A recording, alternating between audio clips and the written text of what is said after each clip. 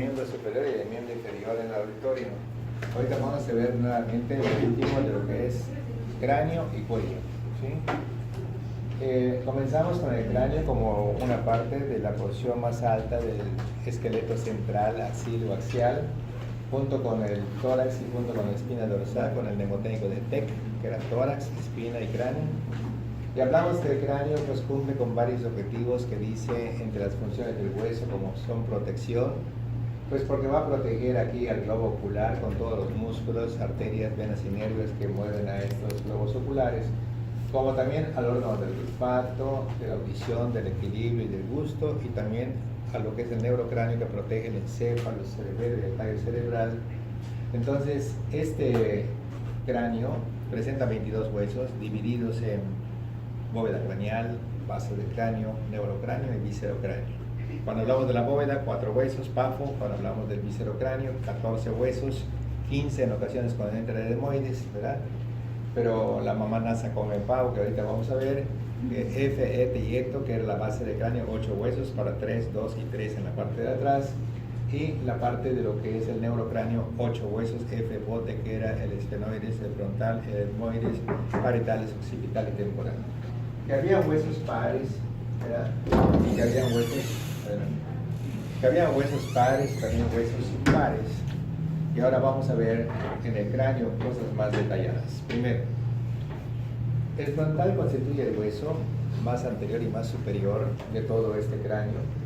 Presenta 3 bordes, uno que está adelante y abajo, que es un borde anterior-inferior, órbito nasal, 2 bordes posteriores que se ven, uno hacia arriba, posterior superior parietal, y otro hacia abajo, posterior inferior o esfenoidal.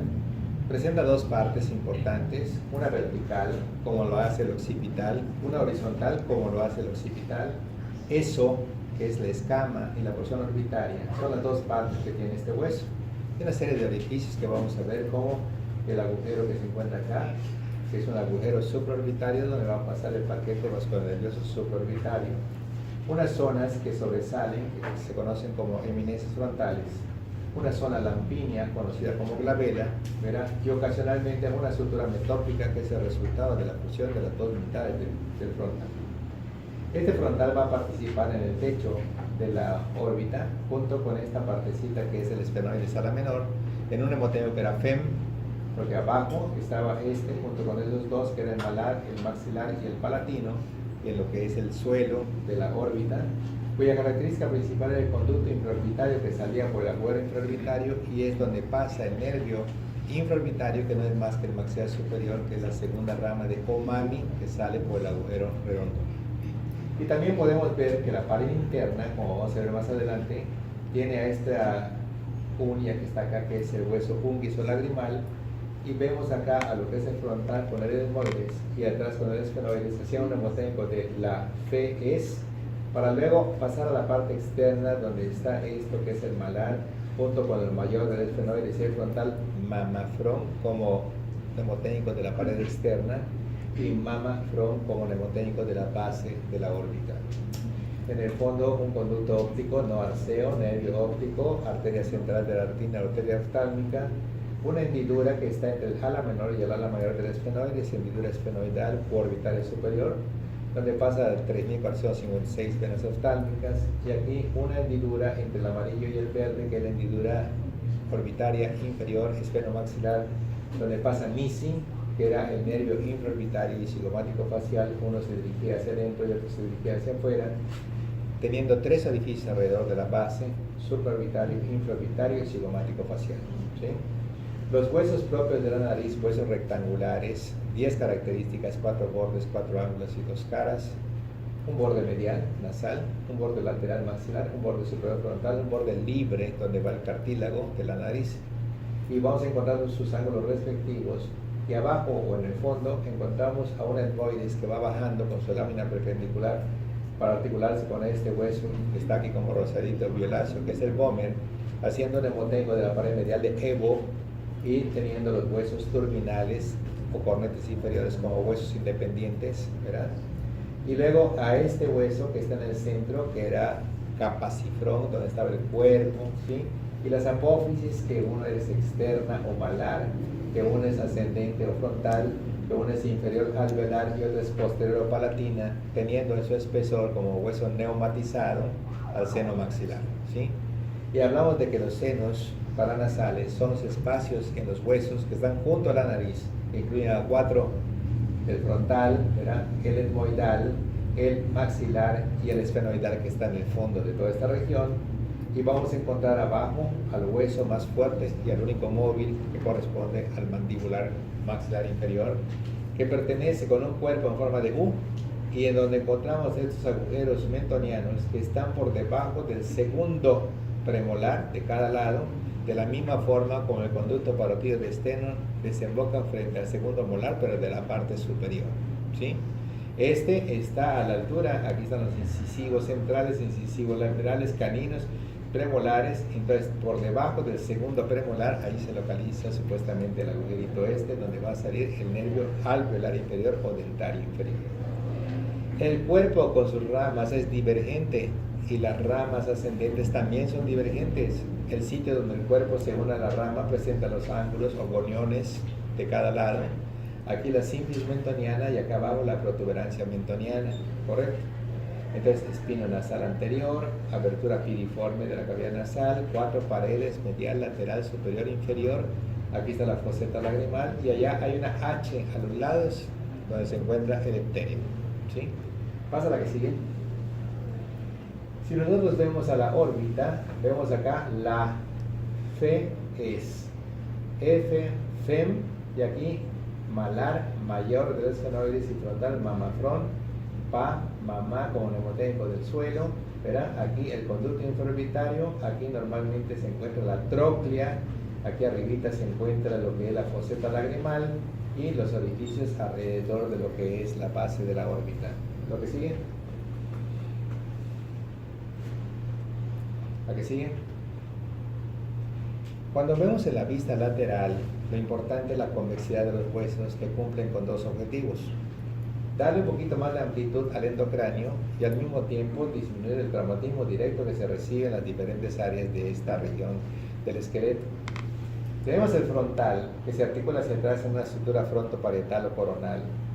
De pronto tenemos acá atrás una estructura entre lo que son parietales y occipital, parieto-occipital o landoidea. Encontramos 2 puntos, uno adelante, que es el epterion, uno atrás, superpuesta, estrellada, asterion. En el fondo, la división anterior de la meninge media, en la parte posterior, la división posterior junto con el seno lateral en su porción sigmoidea. Una apófisis mastoides, en cuya parte interna se encuentra la ranura digástrica. Más adentro, la apófisis estiloides, entre los dos, un agujero estilomastoideo. Un conducto óptico, y de pronto vemos a la rama ascendente divergente del maxilar inferior, con 2 apófisis, una anterior coronoides, una posterior cabeza o cóndilo, que se va a articular en la cara inferior, en la zona petrosa del temporal, en una articulación condilia, verá que es una temporomandibular. Y aquí vemos al maxilar superior, aquí vemos el hueso cigomático malar, aquí vemos al unguis, aquí vemos a lo que es el frontal, y aquí vemos nuevamente lo que es el epterion adelante y el asterion atrás. ¿La que sigue? Un acercamiento nos lleva a lo que es el ala externa y el ala interna de la apófisis pterigoides, y vemos directamente lo que corresponde a las alas mayores de los esfenoides, la H típica de la zona del epterion, ¿verdad? Y todo lo que es el cuerpo del maxilar, en cuyo espesor el seno maxilar más grande, ¿verdad? Entre todos los senos paranasales, seno de Higmore. ¿La que sigue? Y vemos que la base del cráneo no está en el mismo nivel, sino que es más profunda en la parte posterior, porque tiene que alojar al cerebelo en la parte posterior. Y vemos que la fosa craneal media presenta la silla túrgica con lo que es el seno esfenoidal, y acá el seno frontal, y acá el seno maxilar, y acá las encías etmoidales, y aquí se encuentra la crista gallia, aquí el agujero ciego, y tenemos la silla turca, y acá abajo el agujero magno. ¿La que sigue? Y cuando vemos el cráneo en un corte, hay muchas cosas importantes por definir. Primero, vamos a encontrar aquí la silla turca, la lámina cuadrilátera, la zona de la porción superior de la porción maxilar donde está el clivus. En la parte de abajo va a haber un tubérculo faríngeo para el origen de la faringe, los músculos que van a participar en la faringe. Tenemos al meato auditivo interno, donde va a estar la fa, la laberíntica, el facial y el auditivo vestibular. Tenemos acá el conducto condilio para el par número 12. Tenemos esta aleta de tiburón que es la crista gali, que por delante tiene el agujero ciego. Tenemos acá un surco que va recorriendo todo esto, que es para el seno sagital superior. Tenemos este surco que se encuentra acá donde recorre la porción horizontal y la porción sigmoidea del seno lateral. El agujero rasgado posterior, gen entre dos senos, hueso espinal demogástrico, entre un seno chiquitito, petroso inferior, y uno grande, que es el seno lateral. Y luego vemos acá el agujero magno como característica principal de la posterior, la silla turca de la media y la crista gali de la anterior. Y viendo las extensiones de los huesos, vemos a feo que del front que corresponde al frontal, seguido de esta parte que corresponde al esfenoides, seguida de esta parte que corresponde al occipital. ¿La que sigue? Y vemos entonces que si estamos en la cavidad nasal y vamos caminando en sentido antero-posterior, tenemos que entrar por una abertura llamada narina y tenemos que llegar a la abertura posterior llamada coana, y que vamos a estar caminando sobre las tres partes anteriores, que es el maxilar superior, y la cuarta parte posterior, que es la lámina horizontal del palatino. Y vemos aquí como un adorno a un hueso pegado entre lo que es el maxilar delante y el palatino hacia atrás, que es el hueso turbinal o cornete inferior. Y luego vemos acá que desde aquí hacia atrás es la pared externa de la cavidad nasal, donde vamos a NAMU, que es nasal, maxilar ungis, etmoides, palatino y pterigoides interno. Pero si vemos hacia arriba, en vez de que digamos la FES, decimos NAFES, donde están los nasales, el frontal, el etmoides y el esfenoides como techo de la cavidad nasal. Y vemos entonces que en la parte media estaría EVO, donde está el etmoides y el palatino, para que se inserte el cartílago del tabique, que al final de cuentas es lo que nos da las características de la nariz. ¿Sí? Y luego vamos a encontrar las apófisis pterigoides. Recordar que hay una ala interna, hay una ala externa, donde se origina pterigoideo medial, pterigoideo lateral. Y recordar que la parte más alejada del maxilar inferior es ahí cerquita del cuello, donde va a ir el pterigoideo lateral, y en el ángulo el pterigoideo medial. ¿Sí? ¿La que sigue? Y si vemos la bóveda craneal, que a veces está ausente en los cráneos, que se llama anencefalia, ¿verdad? O acránea, entonces vamos a encontrar que este es el frontal, este es el occipital, estos son los parietales, la estructura sagital, y aquí tenemos la estructura frontoparetalo-coronal, y acá la estructura lambdoidea. Recordar que los cortes, si están en línea media, son sagitales, y si están un poquito de lado, son parasagitales, y si son para cortar el cuerpo en anterior y posterior, son frontales o coronales, y si cortamos para superior y inferior, pues son transversales. ¿Está bien? ¿La que sigue? Si cortamos esto y vemos la superficie interna, pues vemos el surco donde va a pasar el seno longitudinal superior, que es el más grande del interior del cráneo.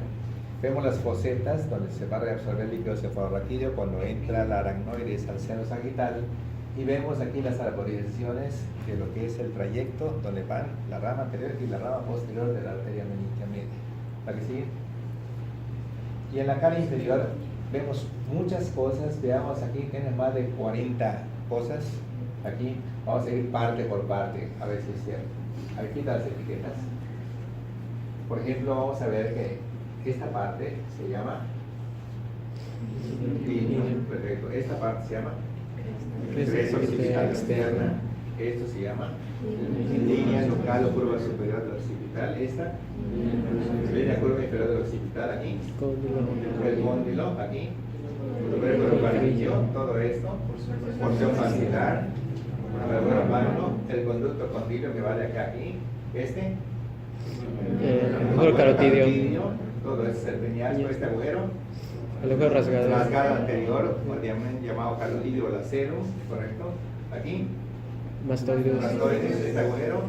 Estilo mastoideo. Entonces aquí tenemos el hueso timpánico, aquí una zona lisa donde va a haber articulación, ¿verdad? Y también encontramos acá la ranura digástrica, ¿correcto?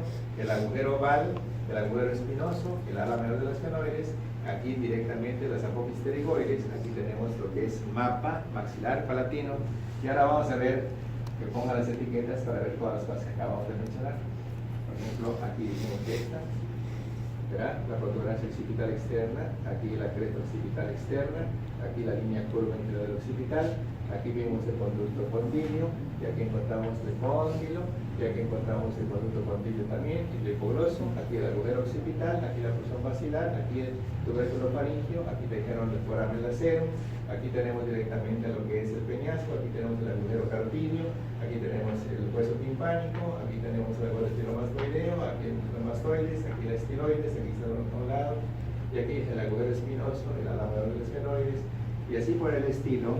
Una vez que ustedes ubiquen las estructuras, pues obvio que se siente uno mejor que ver 50 nombres, sino ver más que 5 que sepamos, ¿no? La que sigue.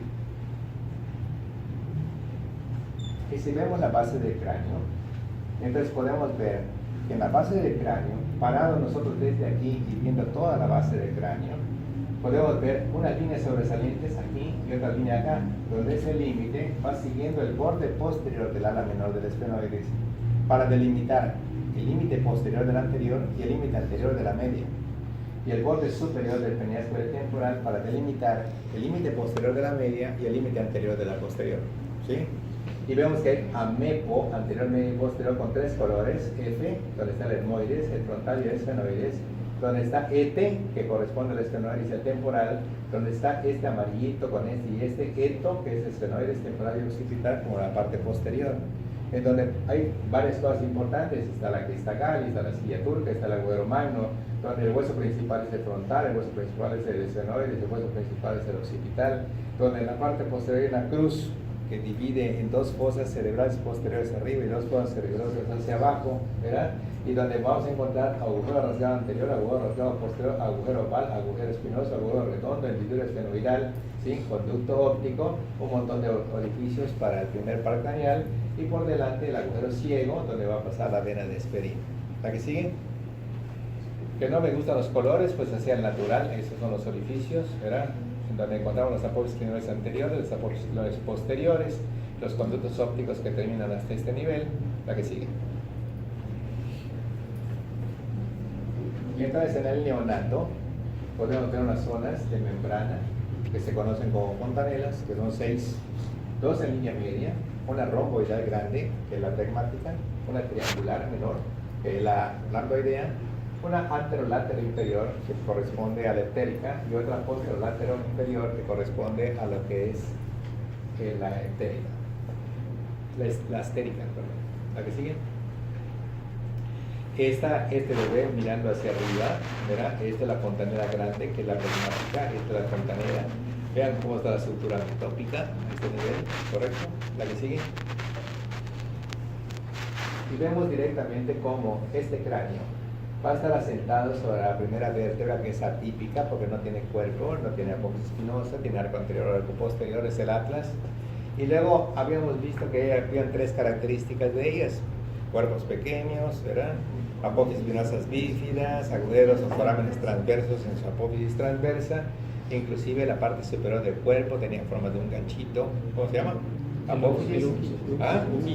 O sea, se refiere a... El cuerpo de las vértebras cervicales en su parte superior está ligeramente levantada como epífisis fusiforme. Exacto. Entonces aquí tenemos lo que corresponde al estrecho superior del tórax. Cielito estrecho superior del tórax. ¿Quiénes lo forman? Estrecho superior. El manubrio del esternón, posteriormente la primera vértebra y los lados las primeras costillas. El primer par de costillas. Entonces esto mide 10 por 5 centímetros, es el estrecho superior, tiene aspecto de riñón, tiene forma de riñón, ¿verdad? La vértebra cervical, que tiene la apófisis espinosa más grande, la séptima vértebra cervical, la sexta de la llama carotidia, a la segunda es el axis, la primera es el atlas, ¿correcto? Y vemos alveoides que se encuentra C3 a C4, vemos los tiroides C5, cricoides C6, ¿correcto? El ángulo superior de la escápula P2, el ángulo inferior de la escápula, el ángulo externo de la escápula, la parte más alta del hombro, el acromion, como la parte más alta del fémur, que es el vértice trocánter, ¿correcto? Muy bien, pasamos a la que sigue. Y acá un acercamiento para ver lo que es la apófisis pterigoides, ¿verdad? Y ver la apófisis estiloides, al hueso timpánico, al arco cigomático, al hueso malar. ¿Para que sigue? Y llegamos al maxilar inferior, ¿sí? El maxilar inferior es el hueso el único que es móvil, el más fuerte de todos ellos. Tiene un cuerpo en forma de U.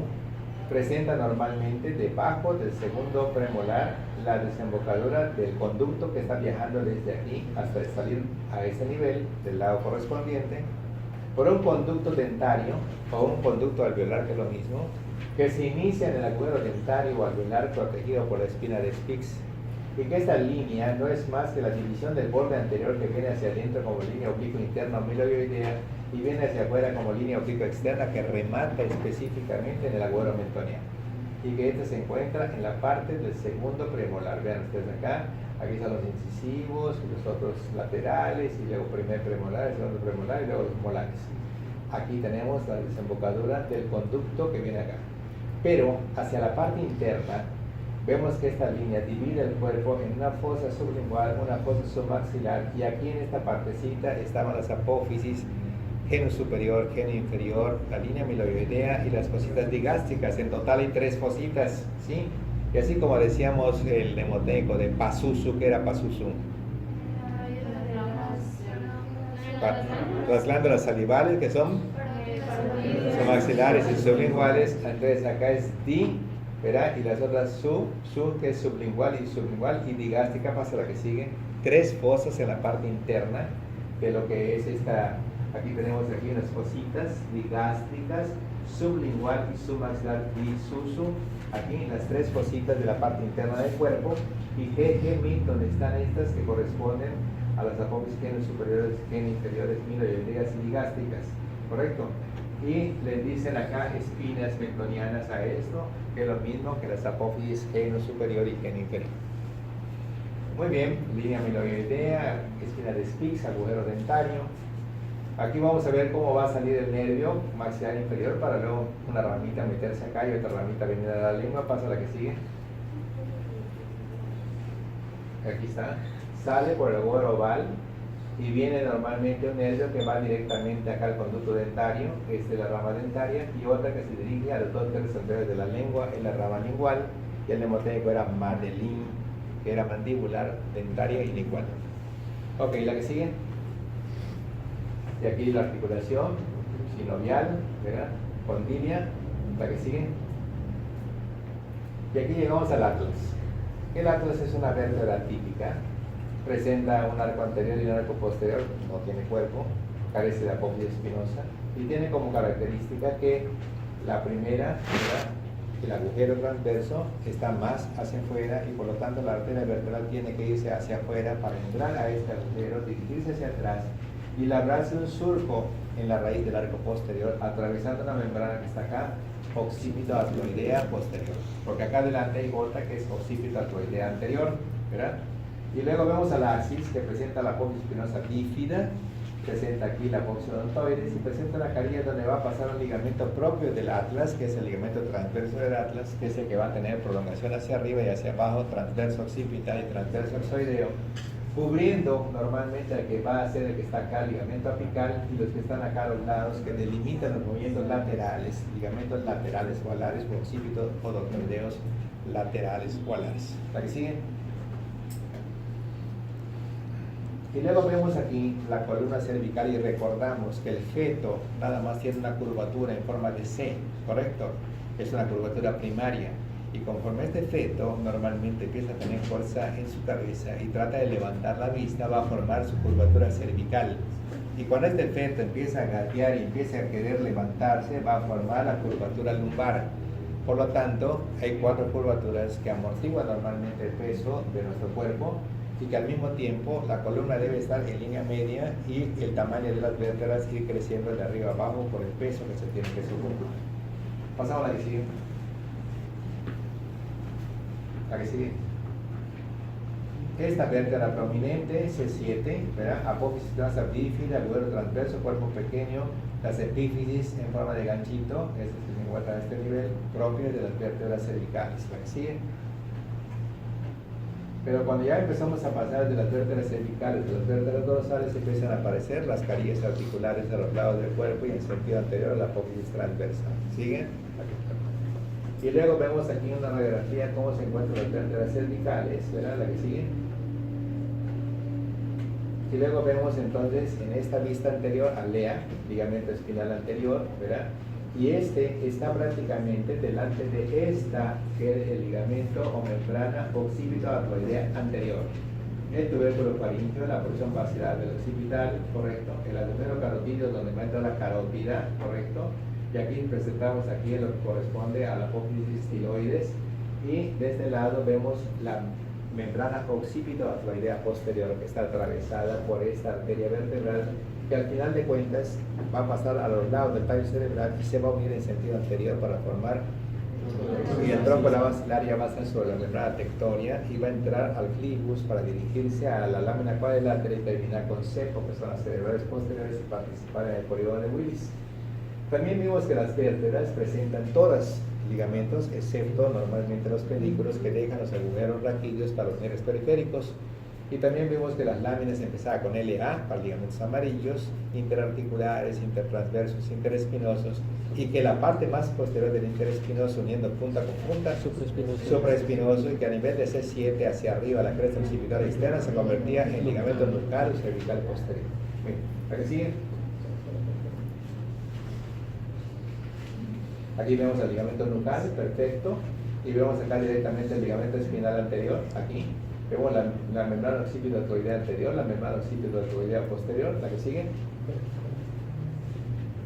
Y cuando vamos a una zona más profunda y hacemos un corte frontal para quitar la mitad posterior de la vértebra, la apófisis espinosa, sacar la médula espinal con sus meninges, entonces lo primero que vamos a ver va a ser al lepo, al ligamento espinal posterior, ¿verdad?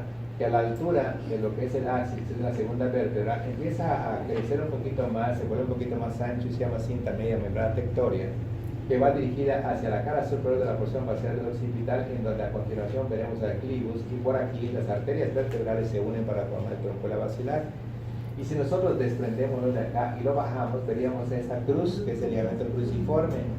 Pero podemos ver a estos que delimitan los movimientos laterales del cuello, que son los ligamentos occipito-odontoideo laterales gualares, y podríamos ver al quitar a esto un ligamento apical occipito-odontoideo medio, y por delante de él veríamos una membrana occipito-artroidea anterior, y por delante al ligamento espinal anterior. ¿La que sigue? Entonces aquí vemos esta partecita, ¿verdad? Y vemos directamente acá los laterales gualares, y aquí en una vista superior vemos el ligamento transverso a los laterales nuevamente, y los movimientos que hace esta articulación, que es pivote o trocoide junto con la radio cubital superior, ¿verdad? Que también es una trocoide. Las radiocubitales tanto de arriba como de abajo son trocoides. Y aquí vemos directamente lo que es esto que corresponde al temporal, y aquí el frontal, y aquí el occipital, y al músculo que nos divide el cuello, al esternocleidomastoideo, el que va formando nuestro cuello, al trapecio, a los músculos de la sonrisa eufórica, de la alegría, de los cilomáticos, al rizoideo que viene quedando a este nivel, al orbicular de los párpados, la sorpresa y el terror representados por este nivel, y aquí adelantito tres músculos que son los auriculares, y el conducto parotido de esteno, que va a desembocar después de atravesar este músculo fusionador frente al segundo molar superior de cada lado. ¿Va que sigue? Y este es el triángulo del peligro, donde los vasos faciales se dirigen de forma oblicua hacia las comisuras parvibrales para que luego se unan con los VOS y VOI, que era vena oftálica superior y oftálica inferior, y poder llevar una infección de la cara hacia el seno cavernoso y provocarnos como complicación una trombosis u obstrucción del seno cavernoso. ¿Para qué sigue? Y aquí vemos a este músculo esternocleidomastoideo, al músculo más superficial de la tristeza y la melancolía, el platisma. Aquí vemos al trapecio y aquí vemos a maxusu. ¿Está bien? Maxusu son todas las ramas, ¿verdad? Que se van a mastoides, que se va a la oreja auricular, que cruza el cuello, cervical transversa, que se va sobre la clavícula y sobre el acromio. Maxusu era mastoidea, auricular, cervical transversa, supraclavicular y supracromial, plexo cervical superficial. ¿Sí?